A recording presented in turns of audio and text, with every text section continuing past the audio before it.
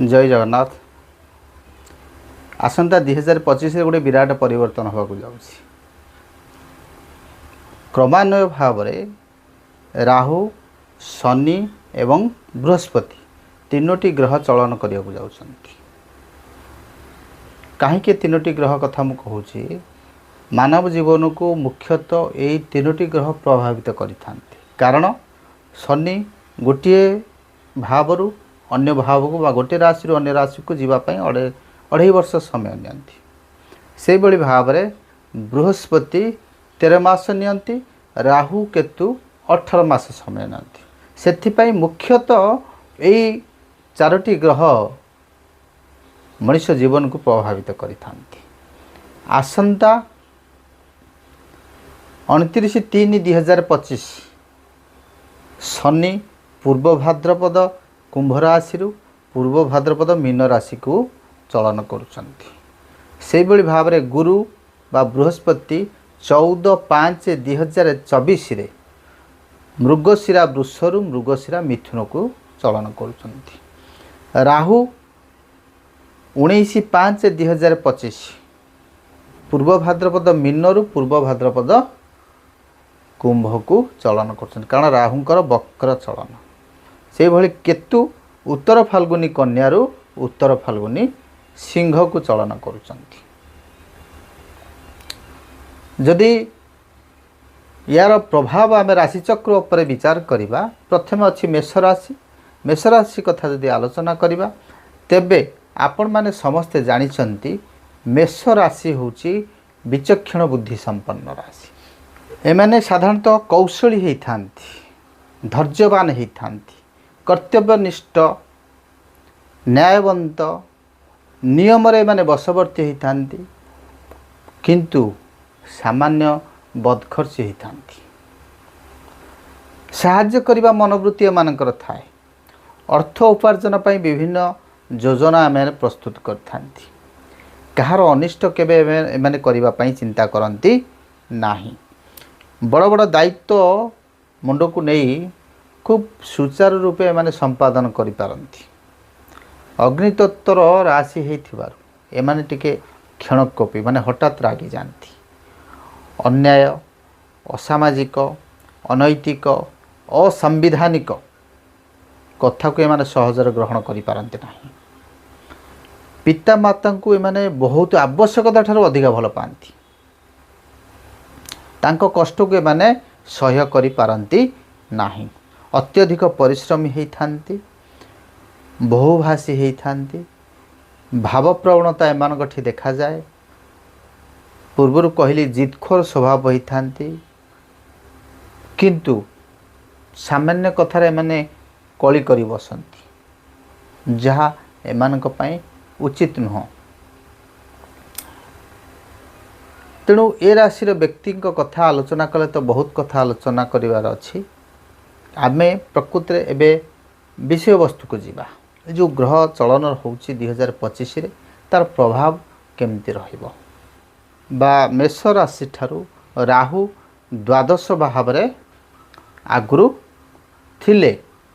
जो द्वादश भाव रे थिले आपण प्रतारणा दिरे शिकार हेई आपणकर बहुत अर्थ व्यय कर देइछंती। अଯଥା प्रतारणार शिकार आपण हेइछंती। भोग विलास ऐश्वर्य पई आपण अଯଥା मध्य व्यय करछंती। इंद्रियर असंयमता पई सेथि पई मध्य अनैतिक कार्य करिवा पई आपण पछै नाहंती। से बाबदरे मध्य आपण अर्थ किछि व्यय कर देइछंती। गुप्त शत्रु, राजदंड, कर्मच्युति बा कर्म रे कोनोसी समस्या कर्मरु बाहर करदबा इत्यादि षडयंत्र शिकार आपण निश्चित भाव रे हेइथिबे। दुर्जन को मित्र भाव रे देखुथिबे एवं आपणकर जो माने मित्र आपण ताकू शत्रु भली मने करुथिबे। खाली सेतिक नुह, थाना कोर्ट कचेरी एसबु रे मध्य आपण यार द्वारस्थ मध्य होबार संभावना थिला। जदिबा शनिंकर एकादश स्थिति आपण को कर्मक्षेत्र रे स्थिरता आनिबारे किछिटा साहाय्य करिछि, बा गुरुजन मानकर सहित आपणकर जो संपर्क तांकर परामर्श फल आपण किछिटा समस्या सुधार आनिचंती तथापि ये सब जिनस आपण भोग करथिबे। सामाजिक निराश आपण अनुभव करथिबे। संतान सुखरु वंचित होइथिबे।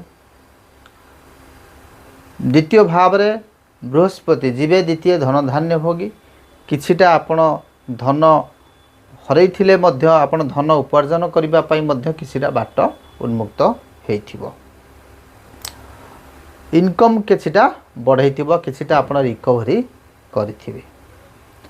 एई सब समस्या देई आपण गति करूचंती किंतु आसंदा 2025 मार्च मास पर ठारू मार्च मासरे शनि चलन हम मे मासरे 14 तारिख रे आपनकर बृहस्पति 19 तारिख रे आपनकर राहु चलन फल रे राहु जाउचंती एकादश भाव को। एकादश होची आपन लाभर भाव। एकादश भाव आयर भाव बड़ भाई भौणीकर भाव। से बेले केतु जाउचंती पंचम भाव को। पंचम भाव होची प्रेम प्रणयर भाव। पंचम भाव होची इच्छा स्फूर्तिर भाव। पंचम भाव संतानर भाव। तेणु आपण निश्चित भाव में जेहेतु लाभ स्थान को जाउचंती राहु आपण विभिन्न दिगरु अर्थ उपार्जन करि परिबे। लागी रहिथिबा वाद विवादर अवसान घटिबो। धीरे धीरे ता समस्या आपण ठार दूरेई जीवो। निजर बुद्धि विवेक विचार शक्ति की आपण एभली क्षिप्र हो जीवो। आपण तार समाधान धीरे धीरे धीरे तार समाधान करबा पई आपण सक्षम हेबे बा फंदी फिकर आपण को दिमाग को ऑटोमेटिक चली आसीबो जहा कि आपणकर समाधान रास्ता खोली जीवो। किंतु शनि द्वादश भाव को जाउचंती आपण कंजर्वेटिव माइंड हे जिवे। आपण समाज ठारू दूरे जीवा पई चेष्टा करिवे। सामाजिक रीतिनीति चलन ठारू आपण दूरे रहिबा को पसंद करिवे।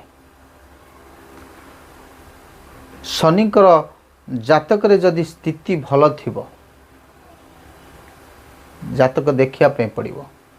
जदि शनिकर स्थिति भल थाए तेबे आपण भूमि गाड़ी गृह इत्यादि क्रय करिवार मध्य संभावना अछि।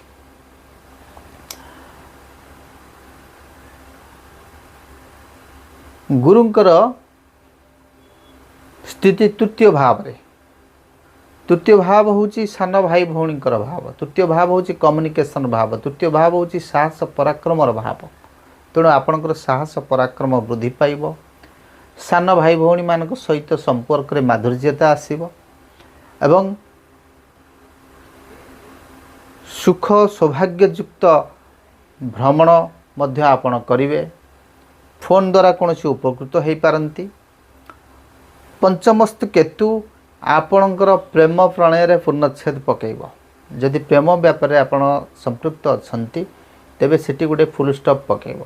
आपण मोक्ष प्राप्ति अर्थात आपण आध्यात्मिक मार्ग को आपणई नेबे। गर्भस्थ संतान नष्ट हो जिबार संभावना अछि।